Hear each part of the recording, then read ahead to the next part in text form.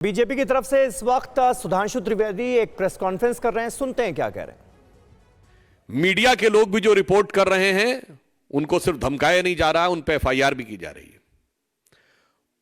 आपत्ति की बात यह है कि इस तरह की बातें प्रकाश में आई हैं कि पश्चिम बंगाल की एसआईटी बजाय प्रताड़ित महिलाओं को न्याय दिलाने के कहीं ना कहीं उन पर दबाव डालने का प्रयास कर रही है ताकि वो इस विषय को आगे ना बढ़ाएं। इसलिए यह विषय बहुत संवेदनशील है और सबसे बड़ी बात यह है कि शाहजहां शेख जो कि तृणमूल कांग्रेस का एक महत्वपूर्ण व्यक्ति है, वो अभी तक गायब है। उसका मुख्य कारण जानते क्या है? कहते हैं कि साहब उसको हाई कोर्ट से प्रोटेक्शन है, जो सरासर गलत है। हाई कोर्ट का कोई भी विषय इस संदर्भ में नहीं है। महिलाओं के द्वारा शाहजहां शेख पे की गई शिकायत के बारे में न्यायालय के द्वारा किसी भी प्रकार का कोई निर्देश शाहजहां शेख के विषय में नहीं है। उल्टे कलकत्ता उच्च न्यायालय के मुख्य न्यायाधीश ने यह टिप्पणी की है कि वो अभी तक गिरफ्तार क्यों नहीं हो रहा। वो गिरफ्तार इसलिए नहीं हो सकता कि उसको और कोई प्रोटेक्शन नहीं है। उसको सिर्फ वेस्ट बंगाल का प्रोटेक्शन नहीं है। शाहजहां शेख एक प्रवृत्ति का नाम है जिसे पूरे भारत में सेकुलर प्रोटेक्शन प्राप्त है। कि एक पर्टिकुलर मानसिकता है जो कितने भी प्रकार के अपराध कर ले, आतंकवाद कर ले, दलित आदिवासी महिलाओं को प्रताड़ित कर ले, मगर उन्हें सदा सर्वदा प्रोटेक्शन प्राप्त रहता है। और उसे हम कह सकते हैं कि वो एक सेकुलर प्रोटेक्शन है, क्योंकि पश्चिम बंगाल की सरकार यहां पर सिर्फ हिंदू मुस्लिम का सवाल नहीं है।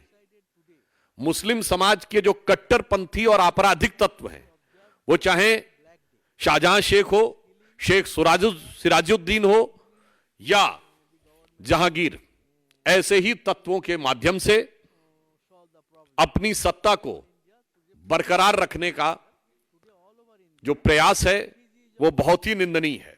यहां मैं एक बात और कहना चाहता हूं, यह घटना इसलिए और अधिक हृदय विदारक है कि ये जो तथाकथित सेकुलर दल हैं, ये तो नहीं बोल रहे हैं, समझ में आता है, क्योंकि इनके लिए महिला का दर्द पहले वोट के तराजू पे तौला जाता है कि कौन सा तगड़ा वाला वोट बैंक है, उसके बारे में बोलना है या नहीं बोलना है।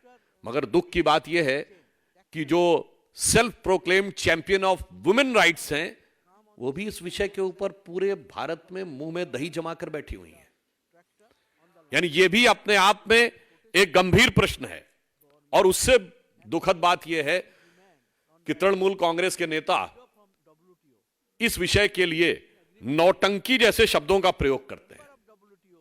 मैं एक बात कहना चाहता हूं कि संदेश खाली एक घटना नहीं, एक फिनोमिना है। जो लोग कहते हैं ना कि इतिहास को भूल जाओ, तो मैं याद दिलाना चाहता हूं, यह एक फिनोमिना है जिसने बंगाल को पिछली शताब्दी और उससे पहले की शताब्दी से भी बर्बाद किया है।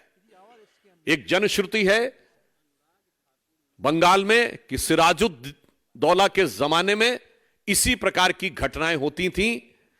महिलाओं को उठा लिया जाता था और उनके साथ बदसलूकी की जाती थी।